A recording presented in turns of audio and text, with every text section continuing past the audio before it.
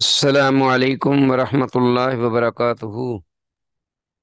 वालेकुम अस्सलाम वरहमतुल्लाहि वबरकातुहू। मरहबन बिअऊदतिकुम अय्युहत तुल्लाबुल किराम इला दर्सिल हदीस मिन जदीद फहियकुमुल्लाह व बारकल्लाहु फ़ी इल्मिकुम व फ़ी अमलिकुम व फ़ी उमरिकुम व फ़ी रिज़्क़िकुम व फ़ी इल्मिकुम व फ़ी कुल्लि शैइन मा इंदकुम मिनल्लाहि सुब्हानहु व तआला। मरहबन बिअऊदतिकुम। इंशाअल्लाह हस्ब मामूल मिशकातुल मसाबी के सिलसिला दुरूस का ये एपिसोड नंबर 4 चौथा सबक है। और ज़ेर मुताला हदीस आपके सामने रिटन मौजूद हैं 4805 से 4815। और हम तर्जमे पर फोकस रखते हुए इंशाअल्लाह आगे बढ़ेंगे। और काबिल वजाहत जो इबारात होंगी उनकी वजाहत भी होगी और हदीस की सनादी हैसियत की हस्ब ज़रूरत इंशाअल्लाह वजाहत की जाएगी, इशारा किया जाएगा। तो आते हैं, सबसे पहले आज की हदीस बराह रास्त किताब से पढ़ते हैं। मैं शेयर करता हूँ आपसे। ये हदीस है हमारे पास और तीसरी फसल है इस बाब की। और ये बाब, जैसा कि आपको इल्म है कि किताबुल आदाब, उसके ज़िमन में ये बहुत बड़ा चैप्टर था। और जो बयान हो रहा है वो शेर और गुफ्तगू के बारे में, कलाम के बारे में, खुतबे के बारे में, दुरूस के बारे में, आपस में बहस मुबासा के आदाब के सिलसिले में ये सारी हदीस जिनका ताल्लुक़ हमारी अमली ज़िंदगी से है, ये हमारी रहनुमाई करती हैं। अल-फ़स्लु सालिस, पहली फसल, तीसरी फसल इसबाब की हज़रत आयशा रज़ी अल्लाह ताला अन्हा से पहली हदीस है। नंबर है 4805। कालत, वो कहती हैं कि कान रसूलुल्लाह सल्लल्लाहु अलैहि वसल्लम यदउ लिहस्साना मिंबरन फिल मस्जिदी, कि अल्लाह के रसूल सल्लल्लाहु अलैहि वसल्लम रखवाते थे, यानी ये एहतमाम कराते थे कि रखा जाए हस्सान बिन साबित रज़ी अल्लाह ताला अन्हु के लिए मिंबरन, मिंबर फिल मस्जिद, मस्जिद में, यकूमु अलैहि कायमन। तो हम हदीस ये आयशा रज़ी अल्लाह अन्हा की बयान कर रहे थे कि युफ़ाखिरु और रसूलिल्लाह और युनाफ़िहु, कि हस्सान बिन साबित उस मिंबर पर खड़े होकर रसूलुल्लाह सल्लल्लाहु अलैहि वसल्लम की तरफ से फ़खरिया अंदाज से अबियात यानी शेर पढ़ते, और युनाफ़े हो या आप सल्लल्लाहु अलैहि वसल्लम की तरफ से दिफा करते।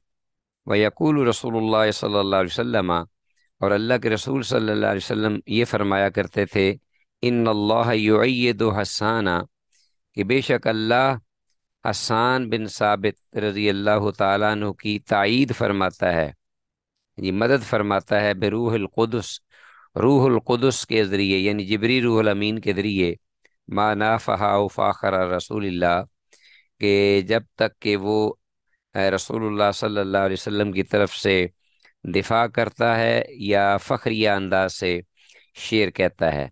तो रावी को चूँकि शक है इसमें कि दोनों जगह पर युफ़ाखिरु के अल्फाज आपने बोले और युनाफ़े हो, और इसी तरह मा नाफ़हा औ फ़ाखरा, माना है कि फ़खरी अंदाज से शेर कहना या रसूलुल्लाह सल्लल्लाहु अलैहि वसल्लम की तरफ से दिफा करना।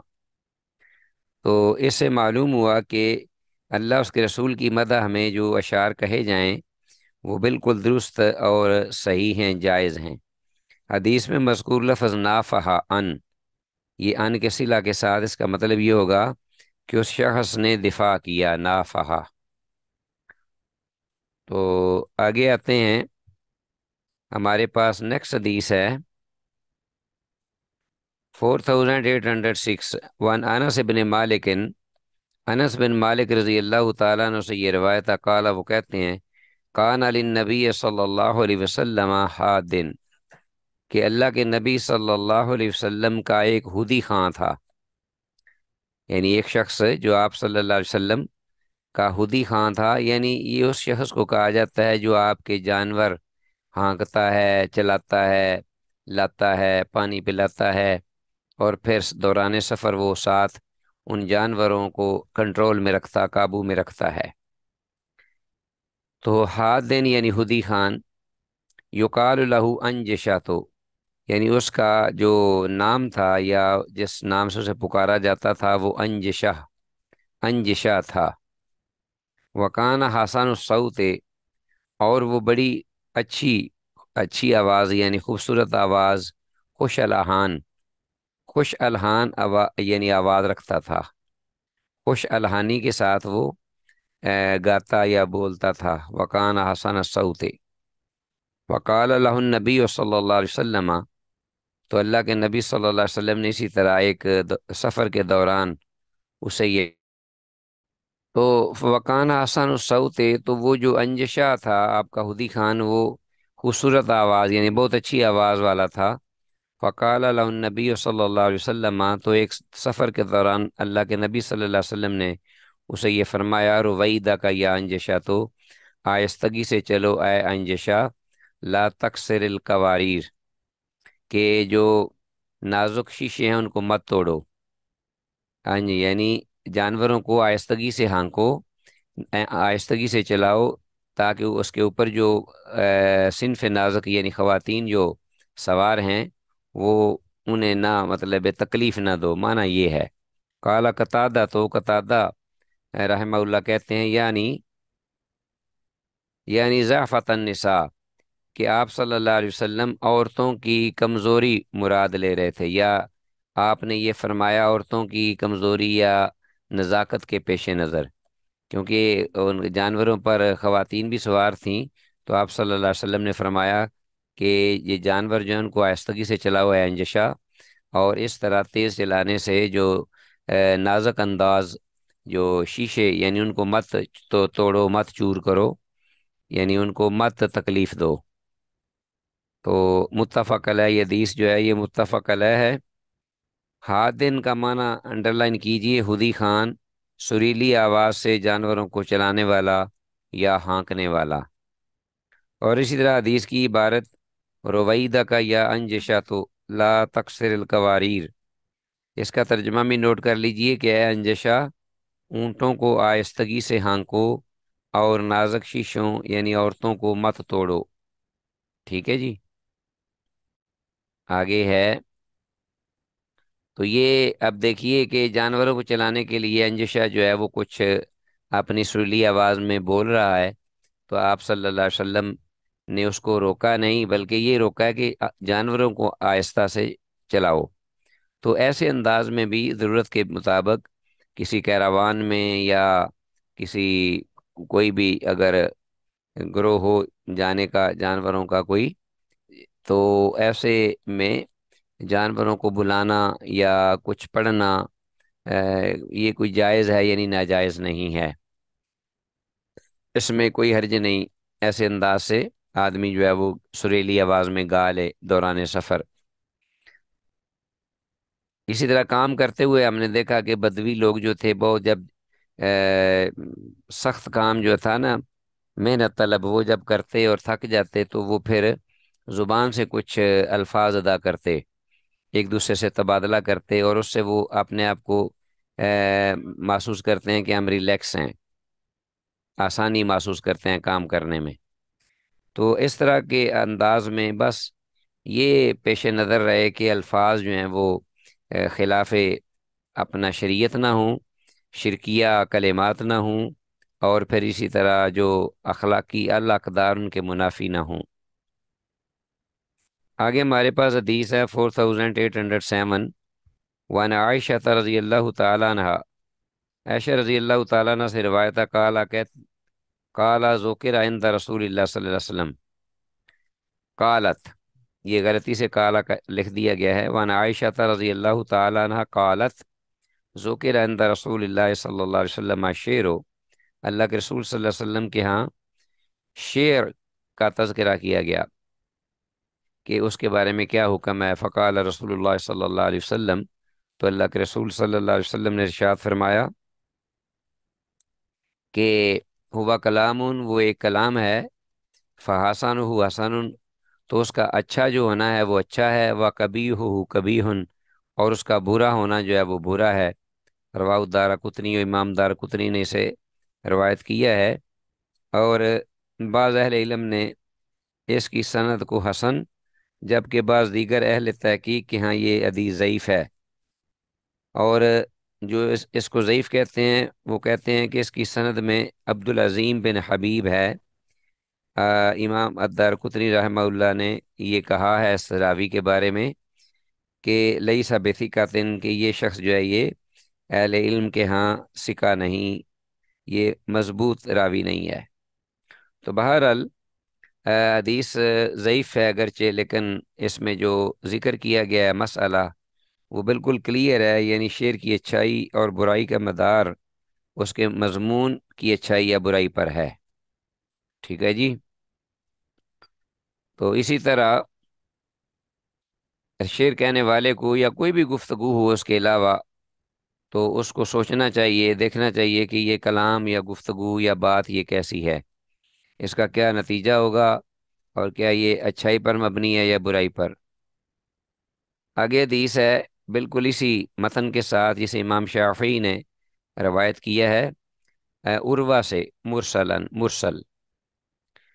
تو بہرحال موضوع اس کا بھی یہی ہے، اور یہ بھی کہہ دیا کہ یہ مرسل ہے، تو لہٰذا اس کی اسناد جو ہے امام شافعی رحمہ اللہ کی روایت کردہ حدیث یہ انتہائی ضعیف ہے، یعنی سند کے اعتبار سے ویسے بھی مرسل ہے، اور اس میں ضعف بھی ہے کہ اس میں ابراہیم بن ابی یحییٰ ایک متروک راوی بھی موجود ہے۔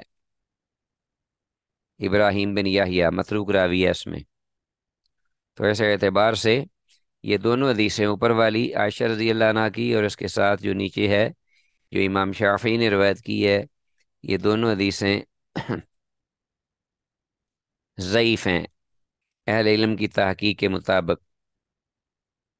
آگے ہمارے پاس حدیث ہے وعن ابی سعید الخدری، ابو سعید خدری رضی اللہ تعالیٰ عنہ سے یہ روایت ہے، قال وہ کہتے ہیں بینا نحن نسیر مع رسول اللہ صلی اللہ علیہ وسلم بالعرج۔ ابو سعید خدری رضی اللہ تعالیٰ عنہ سے روایت ہے، وہ کہتے ہیں کہ اس حال میں کہ ہم چل رہے تھے، یعنی محو سفر تھے، سفر کے دوران اللہ کے رسول صلی اللہ علیہ وسلم کی معیت میں یمن کے ایک علاقے میں، عرج جو مقام ہے وہ یمن کا ایک علاقہ تھا، وہاں محو سفر تھے اللہ کے رسول صلی اللہ علیہ وسلم کے ساتھ۔ اذ عرض شاعر ینشد، کہ ناگہاں ایک شاعر جو ہے اس نے گانا شروع کیا، یعنی شاعر جو ہے وہ سامنے آیا اور وہ ینشد اپنے وہ جو مخصوص اشعار تھے وہ گانے لگا، اشعار کہنے لگا۔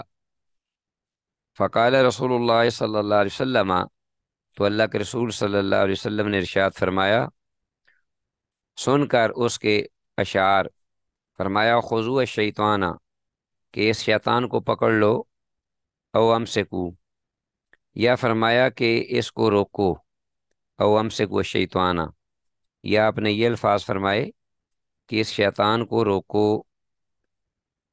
یہ راوی کو شک پڑا ہے، اس لیے راوی نے دونوں قسم کے الفاظ استعمال کیے ہیں، ذکر کر دیے ہیں۔ خذو الشیطان آپ نے فرمایا، یا او آپ نے فرمایا امسکو الشیطان، کہ شیطان کو پکڑ لو، روک لو، اس کو گانے نہ دو، یہ شعر نہ کہنے دو، اس لیے کہ لَأَن تالیہ جوف رجل، اس لیے کہ کسی آدمی کا پیٹ بھر جائے، کئی ہن، کیسے، یعنی کیسے مراد یہ ہیں کئی ہن، اپنا پیپ، زخموں کی پیپ، اس سے اگر آدمی کا پیٹ بھر جائے، خیر لہو، وہ اس کے لیے بہتر ہے، من ان یمتلئ شعرا، کہ اس کا پیٹ جو ہے وہ شعر سے بھر جائے، یعنی کسی آدمی کا پیٹ بھر جائے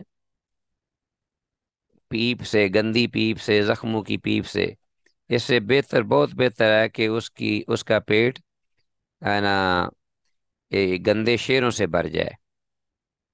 تو بہرحال آپ صلی اللہ علیہ وسلم نے جو یہ بات فرمائی بالکل کلیئر ہے، دیگر احادیث کو اگر ہم سامنے رکھیں تو اس کا مطلب یہی بنتا ہے کہ آپ صلی اللہ علیہ وسلم نے یہ جو فوراً یہ فرمایا خضوع الشیطان، تو چونکہ اس آدمی کے شعر جو ہیں وہ شرک، فسق اور عشق وغیرہ کے مضامین سے پر تھے، اس لیے آپ صلی اللہ علیہ وسلم نے اسے شیطان کا نام دیا، اور یہ فرمایا کہ اس شیطان کو روکو، جتنی جلدی ہو سکتا ہے اس کو پکڑ لو۔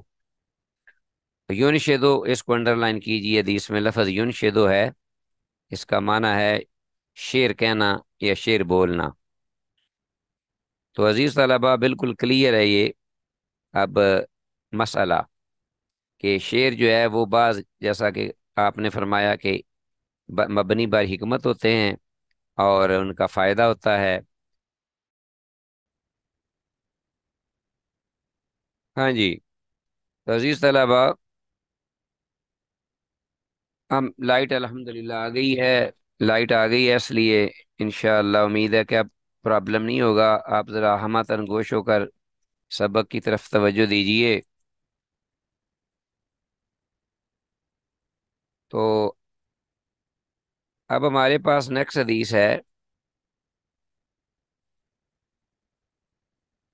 4810، وان جابر رضی اللہ تعالیٰ عنہ، حضرت جابر رضی اللہ تعالیٰ عنہ سے یہ روایت ہے، کالا، وہ کہتے ہیں کالا رسول اللہ صلی اللہ علیہ وسلم، کہ رسول اللہ صلی اللہ علیہ وسلم نے ارشاد فرمایا، الغناء ينبت النفاق، کہ جو گانا ہے وہ نفاق کو اگاتا ہے، فی القلب، دل میں، اس طرح، کما، جس طرح، ينبت الماء زرع، پانی اگاتا ہے کھیتی کو۔ رواہ البیہقی فی شعب الایمان، امام بیہقی نے اسے اپنی کتاب شعب الایمان میں روایت کیا ہے۔ تو مفہوم حدیث کا جو وہ کلیئر ہے، لیکن حدیث کی سند جو ہے یہ ضعیف ہے۔ سند کے اعتبار سے حدیث ضعیف ہے، اس لیے کہ اس میں راوی ابو زبیر بڑا معروف راوی ہے، مدلس اور عنن ہے۔ اگر سند کی نسبت اس راوی کی جانب درست ہے، اگر یہی راوی ہے ابو زبیر، تو یہ سند میں مدلس اور عنان ہے۔ لیکن اس کے علاوہ بھی اس میں عبداللہ بن عبدالعزیز بن ابی رواد، عبداللہ بن عبدالعزیز بن ابی رواد، اس کی احادیث بھی منکر ہوا کرتی ہیں۔ تو یہ بھی اس حدیث میں اور حدیث کی سند میں موجود ہے، عبداللہ بن عبدالعزیز بن ابی رواد۔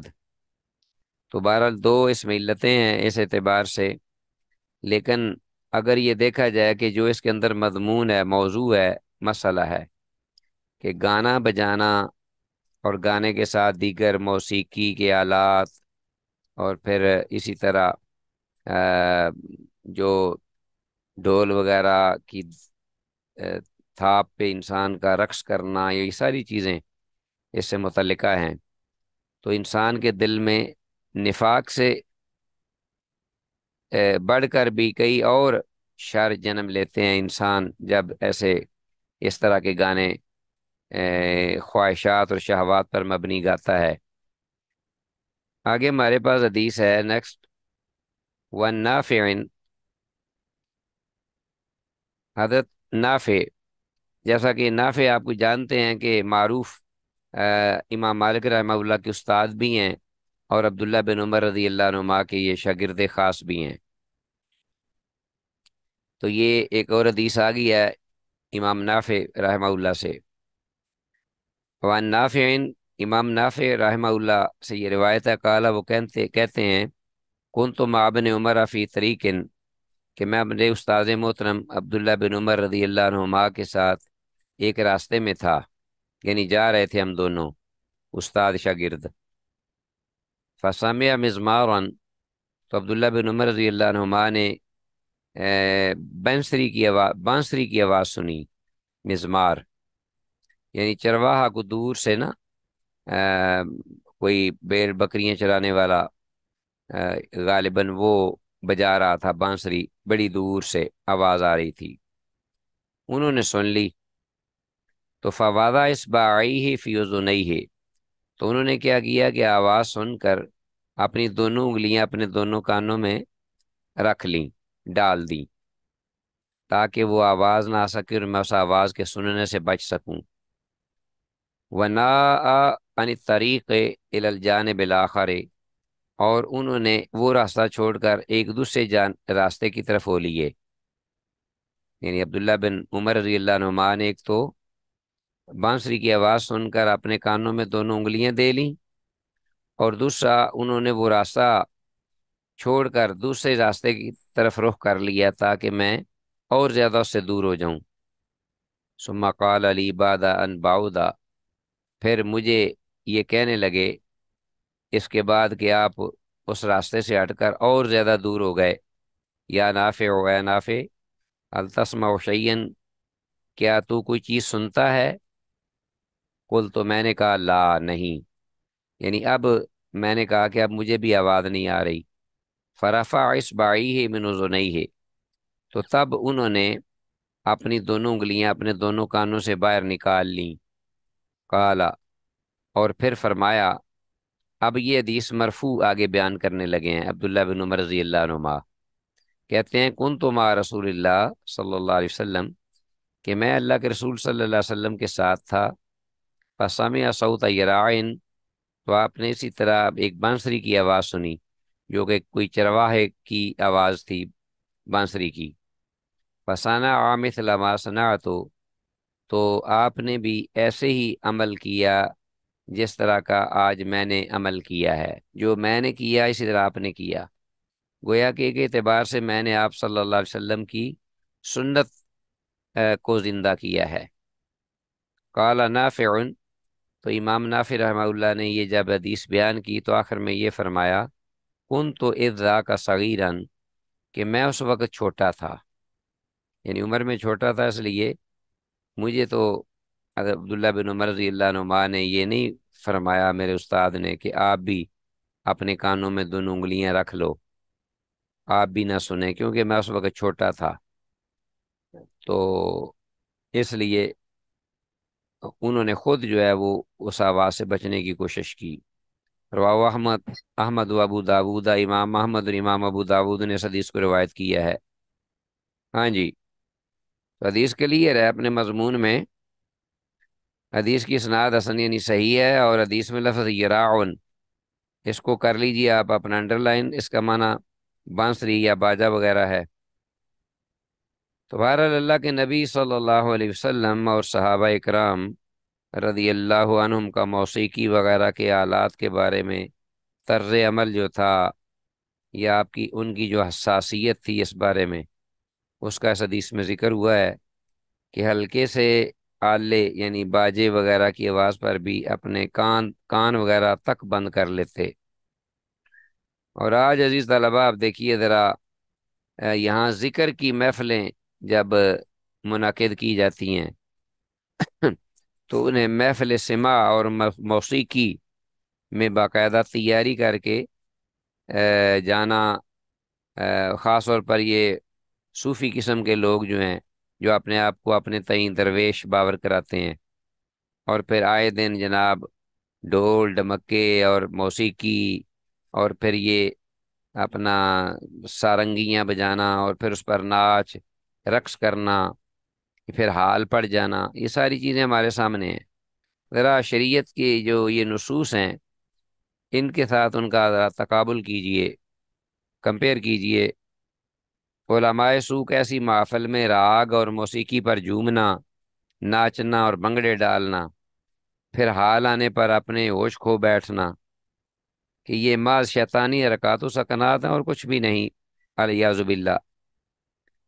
کسی ایک بھی، لاکھوں صحابہ تھے، انبیاء اور رسل تھے، ایک سے بھی اس انداز کی عبادت اور ذکر اور محفل جو ہے اس کا تصور بھی نہیں ہو سکتا۔ ہاں البتہ شادی بیاہ کے موقع پر یا عیدین کے موقع پر صرف دف بجانا اور مجاہدین اسلام کی شجاعت اور بہادری کے اشعار اور قصے بیان کرنے کا جواز کسی تک احادیث سے ثابت ہے، کہ جس میں اپنا آ، انسانی اعلیٰ جو اقدار ہیں، اخلاقی اقدار، اس کے منافی کوئی کام نہ ہو اور نہ غیر شرعی کوئی کام ہو۔ آگے ہمارے پاس حدیث نیا باب آ گیا جی ماشاءاللہ، کتاب الآداب کے ضمن میں، اور بہت ہی اہم، اللہ اکبر، انتہائی توجہ کا طلبگار یہ باب ہے۔ دیکھیے، باب و حفظ اللسان، زبان کی حفاظت والغیبت اور غیبت سے اپنے آپ کو روکنا، والشتم میں اور بےہودگی یا گالی گلوچ وغیرہ، اس سے زبان کو محفوظ رکھنا۔ الفصل الاول، پہلی فصل آتے ہیں۔ پہلی حدیث ہے، ان سہل بن سعد، سہل بن سعد رضی اللہ تعالیٰ عنہ سے یہ روایت ہے، قال وہ کہتے ہیں، قال رسول اللہ صلی اللہ علیہ وسلم، کہ رسول اللہ صلی اللہ علیہ وسلم نے ارشاد فرمایا، من یضمن لی، جو ضمانت دے مجھے، ہاں جی، جو مجھے ضمانت دے دے، ما بین لحییہ ہے، اس چیز کی جو اس کے دو جبڑوں کے درمیان ہے۔ دو جبڑوں کے درمیان کیا چیز ہے؟ زبان۔ وما بین رجلیہ ہے، اور اس چیز کی جو اس کی دو رانوں کے درمیان ہے، وہ کیا ہے؟ شرمگاہ۔ اضمن لہ الجنت، تو میں اس کو ضمانت دوں گا جنت کی۔ سبحان اللہ، اللہم اجعلنا من اہل الجنہ، رواہ البخاری، اسے امام بخاری نے روایت کیا ہے۔ تو بہرحال جی، یہ حدیث بالکل واضح اور کلیئر ہے اپنے مضمون میں، اور اس کی، جیسا کہ آپ جانتے ہیں کہ حدیث میں مذکور جو الفاظ ما بین لحییہ کا مطلب ہے دو جبڑوں کے درمیان، مراد زبان۔ تو زبان کے گناہ بڑے بڑے گناہ ہیں، اللہ اکبر، اور اتنا فتنہ اس زبان سے جنم لے سکتا ہے کہ قتل و غارت تک، فساد فی الارض۔ زبان کے گناہ بڑے بڑے کبائر گناہ، جھوٹ، غیبت، حرام مال کھانا زبان کے ذریعے، اللہ اکبر، چرب لسانی، اور پھر اپنا یہ جو ہوتا ہے اپنا، اس کے علاوہ دیگر جتنے بھی گفتگو اور کلام ایسی تنزیہ کہ جس میں چگلی وغیرہ اور بہت سی خرابیاں ہیں، وہ شمار سے باہر ہیں۔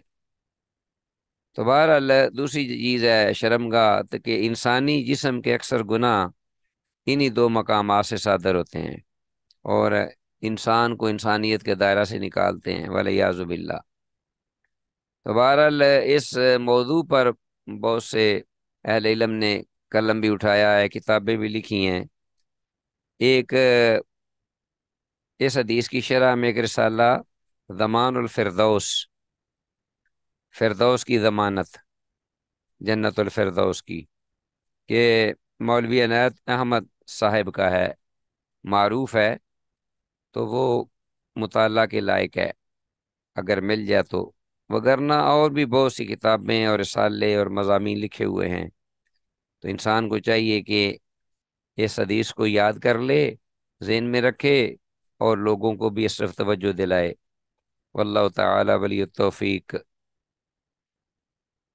ہمارے پاس آگے حدیث ہے ابو ہریرہ رضی اللہ عنہ سے مروی، قال وہ کہتے ہیں، قال رسول اللہ صلی اللہ علیہ وسلم، کہ اللہ کے رسول صلی اللہ علیہ وسلم نے ارشاد فرمایا، ان العبد لا يتکلم بالکلمۃ من رضوان اللہ، کہ بے شک بندہ مومن، لا يتکلم، البتہ گفتگو کرتا ہے، کلمہ ادا کرتا ہے، لا يتکلم بالکلمۃ، ایسا کلمہ بولتا ہے، من رضوان اللہ، اللہ تعالیٰ کی رضامندی سے، یعنی جس میں اللہ کی رضا ہوتی ہے، لا یلقی لہا بالن، اور وہ کلمہ ادا کرتے ہوئے اس کو اہمیت نہیں دیتا۔ ویسے ہی زبان سے وہ کلمہ ادا کرتا ہے، لیکن اس کے ہاں اس کلمے کی اس اہمیت کا یا فضیلت کا اسے علم بھی نہیں ہوتا، اور نہ ہی وہ اس کو کوئی اہمیت دیتا ہے یا اس کے توجہ بھی نہیں دیتا، لیکن کلمہ کہہ دیتا ہے۔ یرفع اللہ بہا درجات، تو اللہ اس کے ذریعے اس کے درجات بلند کر دیتا ہے، سبحان اللہ، یعنی جو پہلے سے بہت زیادہ درجات میں اوپر، وہ اس کا مقام بڑھ جاتا ہے۔ وَإِنَّ الْعَبْدَ لَيَتَكَلَّمُ بِالْكَلِمَةِ مِنْ سَخَطِ اللَّهِ، اور اس کے بالکل برعکس، بے شک ایک بندہ جو ہے وہ ایسی گفتگو کرتا ہے جو کہ اللہ کی ناراضگی پر مشتمل ہوتی ہے۔ لَيَتَكَلَّمُ بِالْكَلِمَةِ مِنْ سَخَطِ اللَّهِ لَا يُلْقِي لَهَا بَالًا، کہ وہ پھر اس کلمہ کو کہتے ہوئے اس کی پرواہ بھی نہیں کرتا، نہ اس کو اہمیت دیتا ہے، نہ اسے اس کا احساس ہوتا ہے کہ میں کیا کہہ بیٹھا ہوں۔ یہ بھی بیافی جہنما، تو اس کلام کے ذریعے، کلمہ کے ذریعے وہ جہنم کی اتھا گہرائیوں میں گر جا گرتا ہے۔ رواہ البخاری، اسے امام بخاری نے روایت کیا، فی روایت اللہما، اور امام بخاری اور امام مسلم کی دونوں کی ذکر کردہ ایک روایت میں یہ بھی الفاظ ہیں، یہ بھی بیافی الناری، کہ وہ جہنم میں اس حد تک نیچے گرتا ہے اس کلام یا کلمے کے ذریعے یا کلمے کی وجہ سے، اب آدھا ما بین المشرق والمغرب، کہ جو کہ مسافت ہوتی ہے مشرق اور مغرب کے درمیان۔ اللہ اکبر! مشرق اور مغرب کے درمیان جو جتنی مسافت ہے، اس مسافت کی حد تک وہ قہر جہنم یعنی جہنم کے گڑھے میں نیچے جا گرتا ہے، ولیعذ باللہ۔ اور حدیث بالکل صحیح ہے، تو ذرا اندازہ کیجئے کہ جو گفتگو ہوتی ہے یا کی جاتی ہے اس کا کیا انجام، کس قدر بھیانک اس کا انجام ہے، جو کہ غلط گفتگو اور غلط کلمات کہے جاتے ہیں۔ تو بہرحال حدیث کی عبارت جو ہے لا یلقی لہا بالن، اس کو انڈر لائن کیجیے، اس کا مطلب ہے کہ وہ اسے کوئی اہمیت نہیں دیتا انسان کلمہ کہتے ہوئے، اس کو اس کی طرف توجہ ہی نہیں ہوتی کہ میں کیا کہہ بیٹھا ہوں، کہ کوئی استغفار کر لوں یا اللہ سے معافی مانگ لوں۔ تو معلوم ہوا کہ آدمی کوئی بات سوچے سمجھے بغیر کبھی نہ کرے، ہر ایک کلمہ کہنے میں پوری احتیاط لازم ہے۔ تو حدیث نمبر 4813 کی وضاحت اور فوائد کے بارے میں ہم بات کر رہے تھے، کہ معلوم اس حدیث سے یہی ہوا ہے کہ آدمی کوئی بھی بات یا کلمہ ادا کرے سوچے سمجھے بغیر نہ کرے، اور ہر ایک بات کہنے سے پہلے پوری طرح سوچ لے اور اس کے انجام کی طرف توجہ دے، احتیاط کرے۔ شتر بے موار کی طرح ٹر ٹر کرنے والا بے شمار غلطیوں کا مرتکب ہو جاتا ہے۔ کہا جاتا ہے کہ جب تک تم کوئی بات نہ کہو تو وہ بات آپ کی قید میں، قابو میں ہوتی ہے، اور جب تم کوئی کلمہ منہ سے نکال دو تو پھر تم اس کلمہ کی قید میں آ جاتے ہو، وہ بات آپ کو قابو میں کر لیتی ہے۔ تو اس لیے تھنک بیفور یو اسپیک کہا جاتا ہے نا انگریزی میں بھی، کہ بات کرنے سے پہلے سوچ لو اس کا انجام آپ کے حق میں ہے یا آپ کے خلاف۔ آگے ہمارے پاس حدیث ہے 4814، وعن عبداللہ بن مسعود، عبداللہ بن مسعود رضی اللہ تعالیٰ عنہ سے یہ روایت ہے، قال وہ کہتے ہیں، قال رسول اللہ صلی اللہ علیہ وسلم، کہ رسول اللہ صلی اللہ علیہ وسلم نے ارشاد فرمایا، سباب المسلم فسوق و قتالہ کفر، کہ مسلمان کو گالی دینا یہ ایک اعتبار سے فسق ہے، اور اس سے لڑائی کرنا یہ کفر ہے۔ مسلمان کو گالی دینا فسق، اور اس سے لڑنا جھگڑنا یہ کفر ہے۔ مطلب یہی ہے کہ اگر مسلمان کو قتل حلال جان کر کرے، کہ اس کو قتل کرنا حلال ہے حالانکہ وہ ناحق، اس کا قتل ناحق ہے، جائز نہیں، تو یہ حلال سمجھ کر کرے تو یہ واقعی سرین کفر ہے، اور اگر ایسا نہیں تو ورنہ کبیرہ گناہ ہے، اس پر حد لگے گی اس کی۔ تو اس کی جو سزا ہے وہ مذکور ہے اپنا قرآن مجید میں بھی، من قتل مومنا متعمدا فجزاؤ جہنم خالدا فیہا وغضب اللہ علیہ ولعنہ، اور آگے تک بہت ہی بڑی سزا ہے اس کی، جو کسی مسلمان کو جان بوجھ کر قتل کر دے، ولیعذ باللہ، اور یہ سمجھ کر قتل کرے کہ اس کا قتل کرنا جائز ہے، تو پھر وہ سریعا کافر ہے۔ باقی ہاں جی، حدیث صحیح ہے، متفق علیہ ہے۔ اور اس کے بعد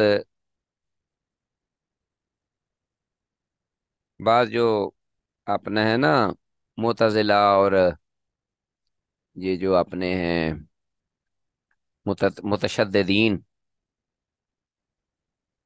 خوارج وغیرہ، وہ اس حدیث سے استدلال کرتے ہیں کہ مرتकबुल कबीरा जो है वो दायमी जहन्नमी है।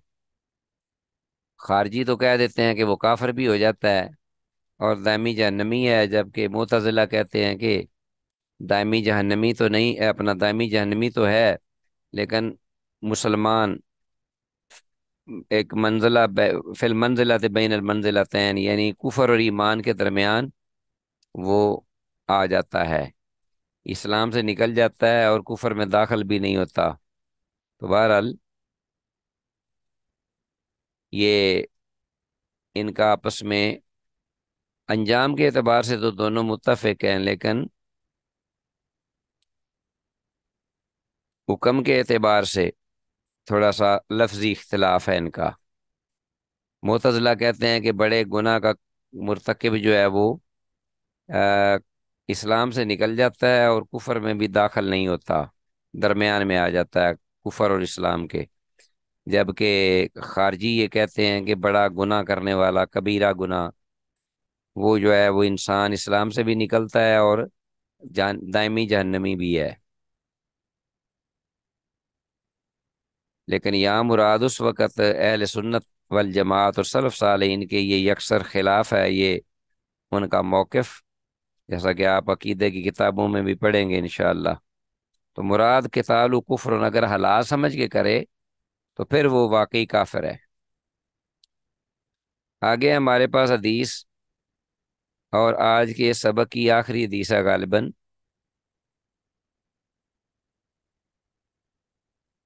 ये हदीस है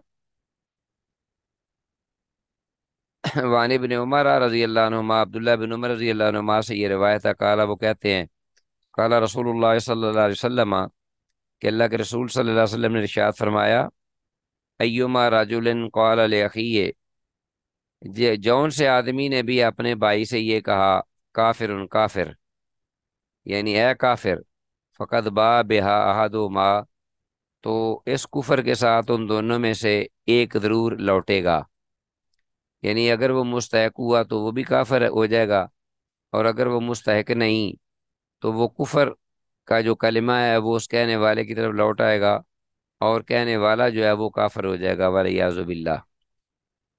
तो बहरहाल ये कुफर साजी और फतवा बाजी जो बड़े ही अपना आज़ादाना अंदाज से इस पर जो है लोग वो अपना तख्ता मश्क बनाते हैं लोगों को अपनी ज़हनी अय्याशी के लिए, नाउज़ुबिल्लाह, फतवे लगाते हैं कुफर के, और इसके साथ लानतें भी डालते भेजते हैं।